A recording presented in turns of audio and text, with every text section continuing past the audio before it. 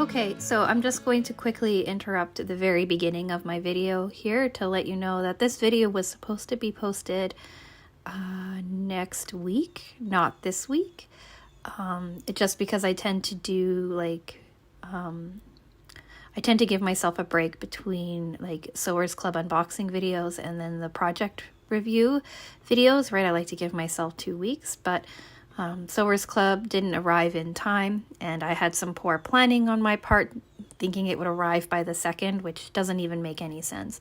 So here you go. Here is my pattern review video planned for next week. So if you hear me comment anything about like anything to do with Sewers Club, just know, or anything really about time or whatever, just know that this video was meant to go up next week and not this week. Okay, back to the video. Hi y'all, and welcome to my channel, Fred Makes Things. Today is a Sewers Club pattern review video for you. If you are unfamiliar with my channel or Sewers Club in general, I will just quickly say Sewers Club is a monthly subscription box where you get everything you need to make one pattern or one project. That includes the pattern, the fabric, and any other things that you need to complete it. Some months they offer you an alternative or bonus project as well. I am doing a pattern review video for you today because, well, for a couple of reasons really. The first reason is that last year's Sewers Club box, November's box, was a double fold over oven mitt or something along that nature. And in that video, I basically said I really like this project. I like everything about it, but I wish it was a bit wider or longer. Now that I've been using it for a year, I think it's actually the perfect size, and so I don't need to revisit it in any way. So that means that a project that I would revisit doesn't need to be revisited. The second thing is that if I don't revisit a project, I tend to have an alternative project or pattern to talk about instead. I don't have that with this box either. I also don't have any bonus projects to focus on or talk about. So instead, what I am presenting to you is a pattern review. What a pattern review means for me is that this is a pattern that came out before I started doing Sewers Club boxes. I started doing Sewers Club in January of 2021, and I believe that they were up and running for an entire year before that. So at the beginning of this year, I bought four patterns from Sewers Club that interested me from the year before, and this is the last one that I'm making on the channel. You can buy all of the patterns in the subscription boxes separate, and this one here, because he's small and simple, costs right now $3.71. I'm not sure how much it cost when I ordered it, probably around that same price. So with all of that being said, let's talk about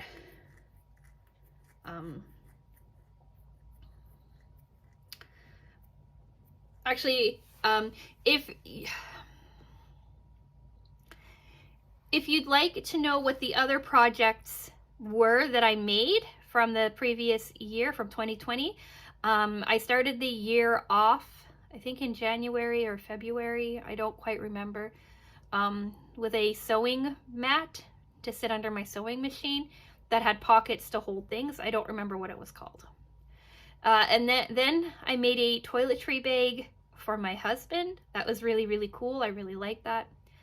Then after that, I made a summer beach tote. That was posted on my channel in the summer. That one was really cool because it had 2 places to fit water bottles. And now we're nearing the end of the year, and we're doing the last one, interestingly named the spring cleaning fabric basket. So if you are unfamiliar with these videos that I do these in 4 parts. Part 1 is to talk about the project, like what came in the box, if it was a subscription box, or what made me decide to do this project, things like that. Part 2 is making the project or assembling the project. Part 3 is pros, cons, and user error. And then part 4 is final thoughts and sign off. Everything is in timestamps down below, or in chapters in the book, or on the screen or whatever, or listed as timestamps on the screen for you. So feel free to skip around if you don't really care about one section or the other. But yeah, so with all of that being said, let's get into talking about why I chose this project. Part 1, I guess. So I was looking back at their previous projects, and I like the idea of this basket. Like, I like the idea of having like a stiff little basket that I can work with and use. And I thought that once I got used to it, I'd be able to like expand it or shrink it or whatever. And I just thought that it had like a lot of usable factors to it. The bunnies and stuff brought it to my attention as well, but of course I didn't buy the fabric that matched it. I went with some of my own fabric instead. It being $3.71 also helped with my choice. And yeah, I do want to say that this basket dates all the way back to April of 2020, and I believe that it is so old that it doesn't even have an instructional video to go with it. Like, I cannot see the instructions on the website, and there is no section in here that would talk about doing the video instructions, which makes sense because I didn't watch a video for this. And when I finished it, I was like, oh man, I should have watched the video, but there was none. So yeah, that explains that. So I guess that's quick because a lot of what I just talked about in my introduction, I should have, was in my preamble. But anyway, let's talk part 2 now, putting the project together. Now, this project was really quite easy. I had almost everything that I needed to make it here, except for the decor bond, and that I picked up at Joann Fabrics. I don't remember how much I paid for it, but I picked up a yard of it because I figured, why not?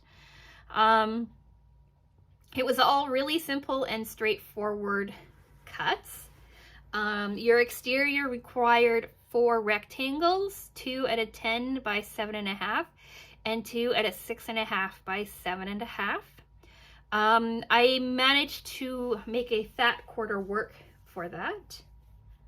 My interior was 8 rectangles, a 10 by or 2 of everything, 10 by 7.5, 6.5 by 7.5, 10 by 6.5, and 8 by 5. Then I needed 2 interior pockets, which measured 10 by 10. I didn't quite have 10 by 10, so I picked another coordinating fabric, and I worked 2 fabrics together to make the 10 by 10 pockets.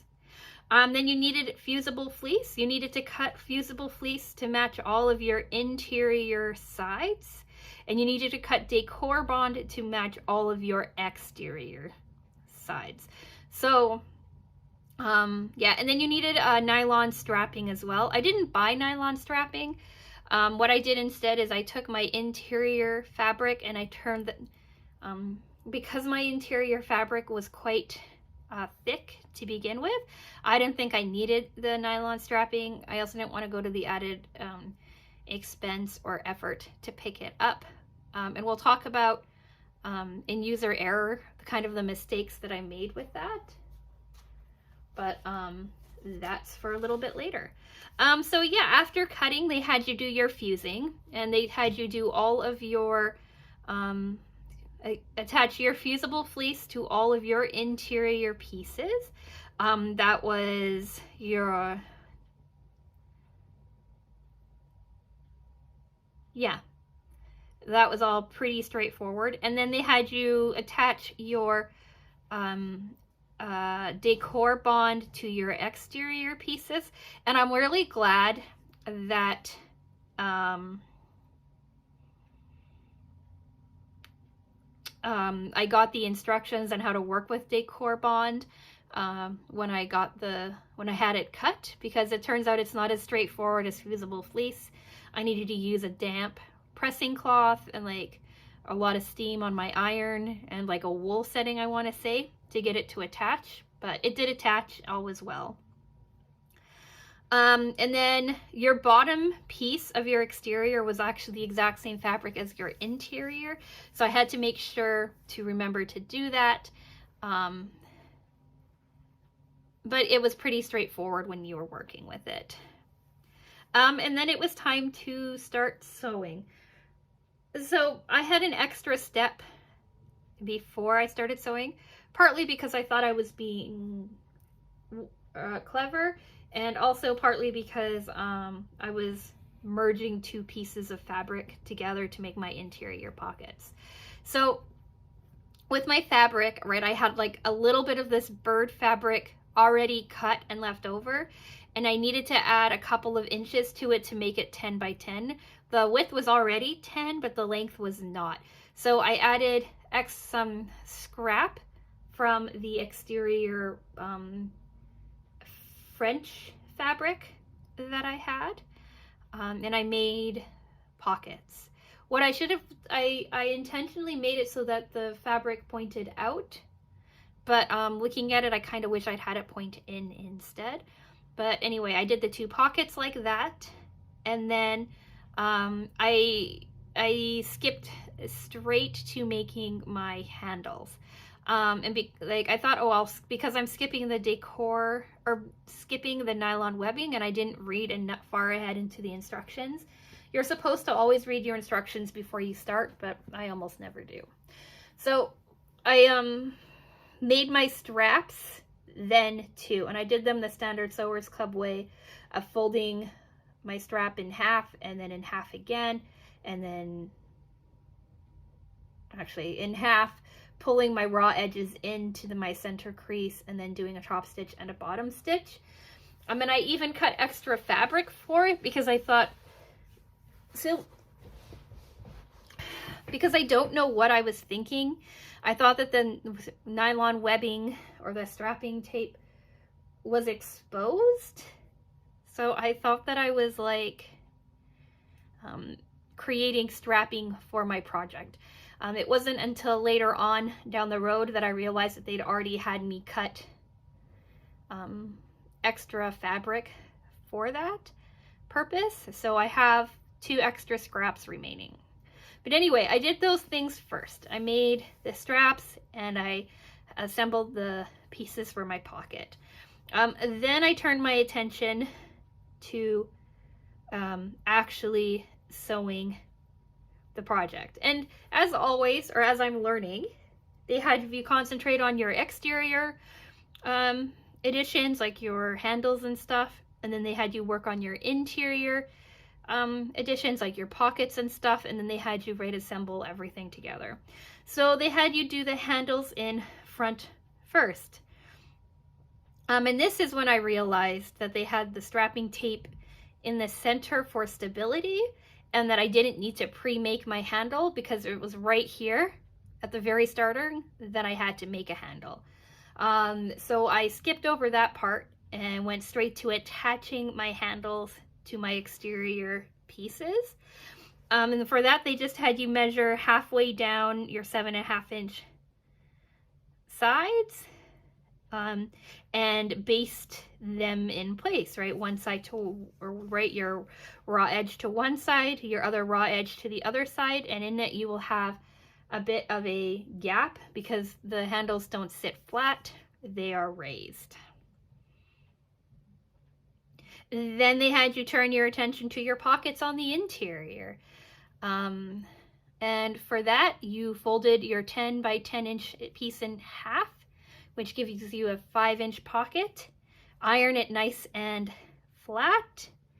So a top stitch along the top to have it look pretty and help keep it secure.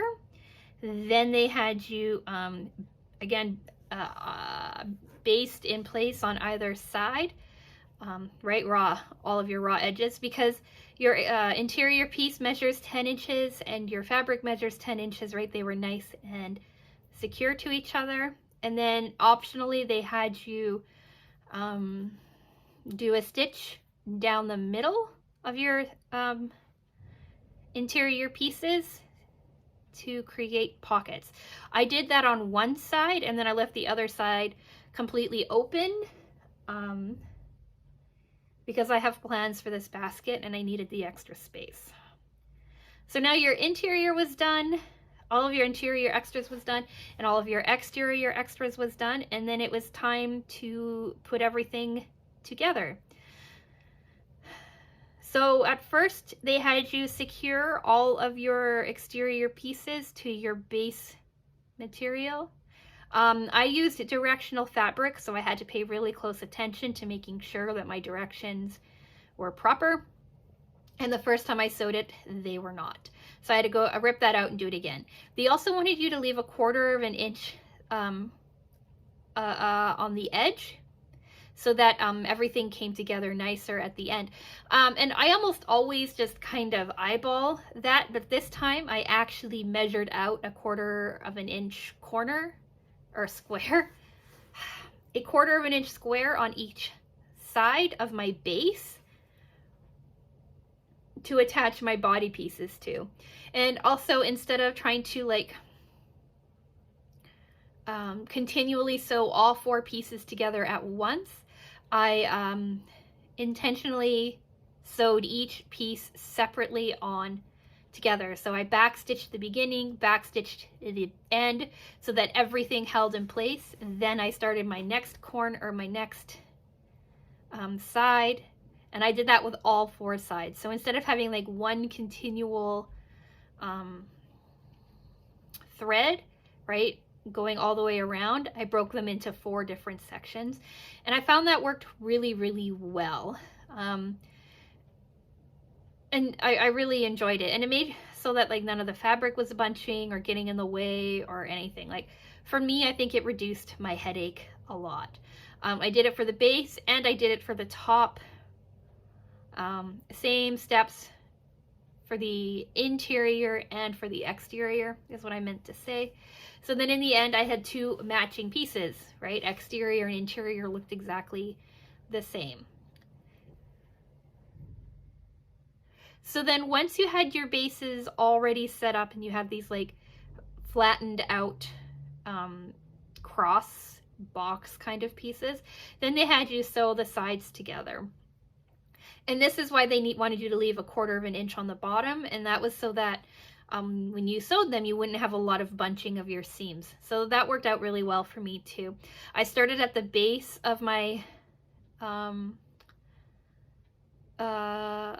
side, I guess, my base of my corner, the bottom corner of my fabric, of my box template, and I sewed up to the top, and I did it on all 4 sides twice over, so that I had an interior box and an exterior box.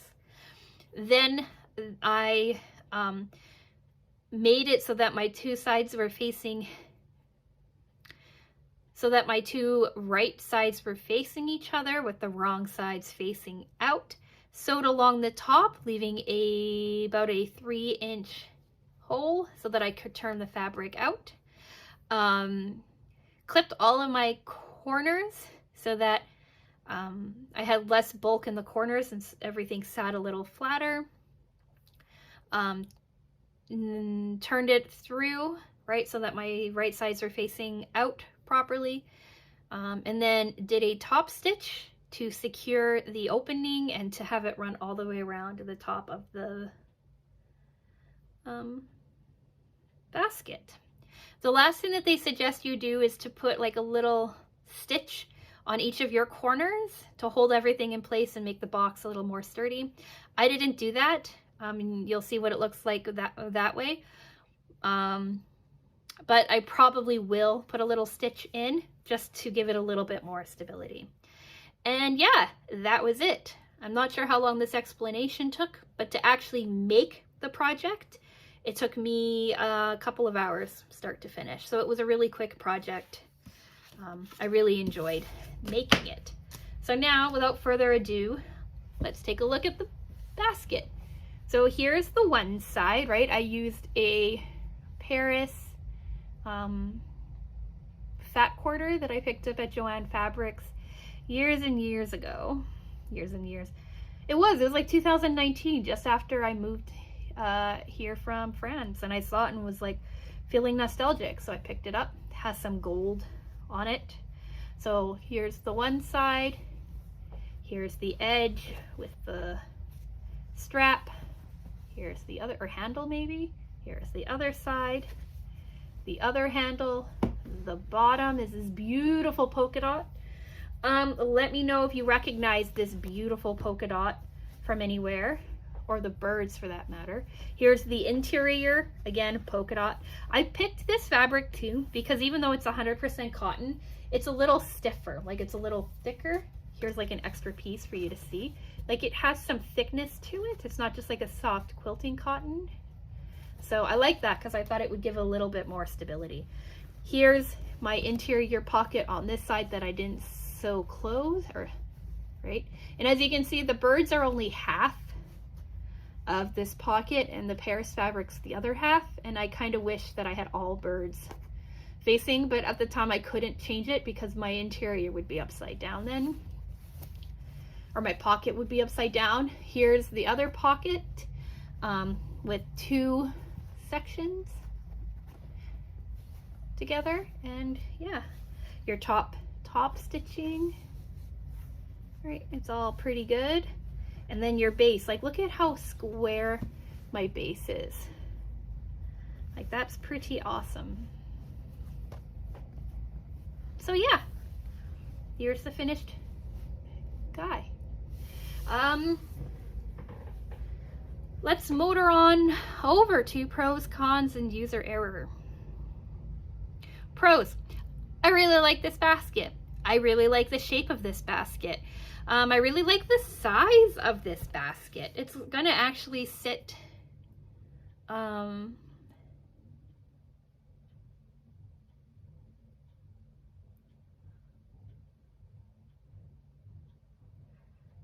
sit on like a bookcase stand shelf thing I have next to my desk. It's designed to hold projects. Shocking, but most specifically like cross stitch or embroidery projects. Like I left this pocket here open to fit like my hoops and stuff because my hoops come in a few different sizes.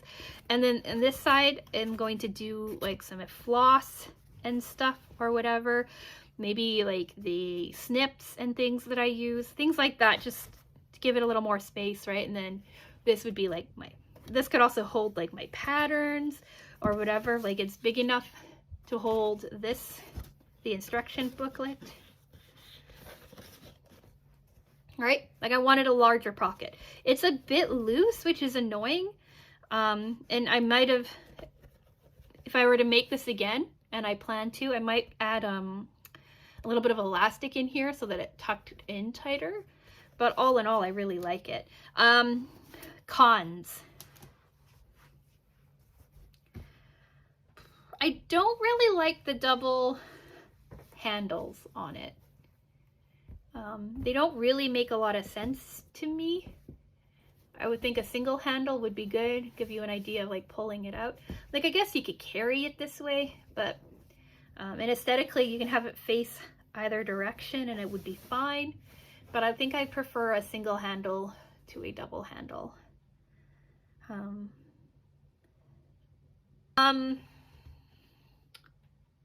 User error.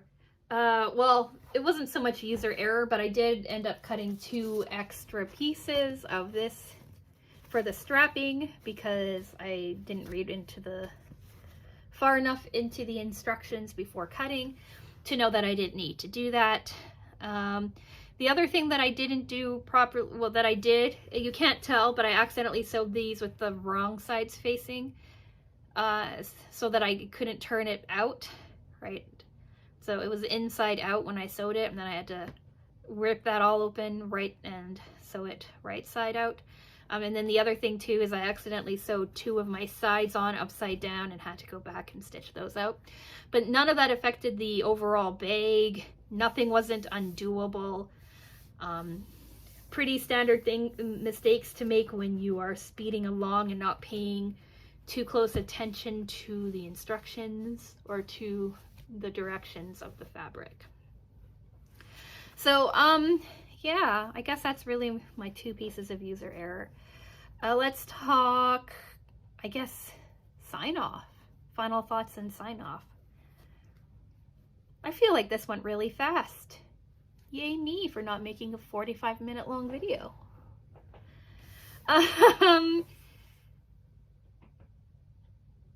Yeah, okay, sign off. So I really like this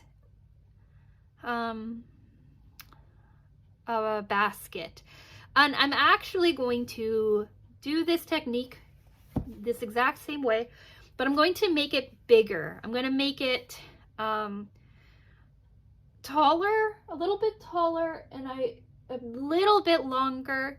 And I'm going to figure out exactly how wide I need to make it, but I'm going to make it so that 2 of these sit inside of the Kallax IKEA bookcase storage unit thing. I have a big black one in my office full of random things, and I have a little white one also in my office full of things. I have some upstairs also full of things, and I think making baskets this size would work really well, especially since I store my socks and underwear in baskets in those wardrobes as it is, and I think that these would make better storage for them. I also think that they would work really well for holding a lot of my craft stuff that I have kind of shoved in random places. So I see a lot of basket making in my future. I am going to only do one side for the strap, and I'm also going to make the strap sit flat, not puff up, because I don't need it to puff up and I like a flat looking strap better. So these will be made in the future. I may or may not discuss them on the channel. We will see, but I'm a really big fan of these. Really, really big fan. So yeah, what do you think of these? Do you like my Paris fabric? I think my Paris fabric is beautiful. In France, it's kind of tacky to carry around France fabric or make things out of French things like this. But I'm not in France anymore, so it gives me like a little bit of like a jolt of memory. Little bit of nostalgia, I guess. I really like this polka dot with it too, but I'm a big fan of polka dots. So, what was I saying? Do you like it? Do you like the colors I chose? Do you like how simple this pattern is? Honestly, this is a very good beginner kind of pattern.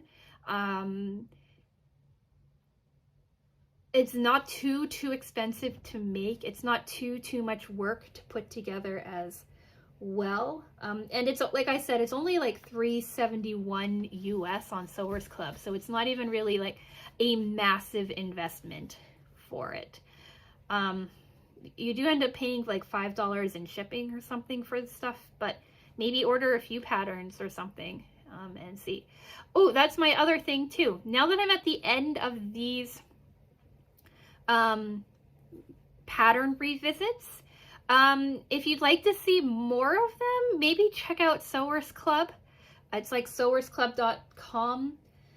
Take a look at the patterns that were from before 2021, and let me know if there's any other ones you would like to see. I believe that there's 8 more patterns from Sewers Club that I can buy and make. Or if there's other companies that you would like me to try patterns out from instead, let me know what those companies are as well, and I'll try to incorporate them into next year's sewing plans. And so, yeah, I'm going to let you all go. I have to go make supper. Yeah. Ooh, we're going to be eating late. It's like almost 8 o'clock here. Yikes. Anyway, I've got to go make supper. So, like the video if you liked it. Subscribe if you want to see more sewing content. Like I said, I do sewing videos every single Wednesday. Different other videos every Monday and Friday. I'm in a 200 subscriber push right now, but I am pre-filming this guy like 3 weeks in advance, I think. So I may have already hit it, I may not have. Either way, subscribe and help me push towards whatever goal I am striving for. And with all of that being said, I'm going to say thank you so much for watching, and I will talk with you again soon. Bye!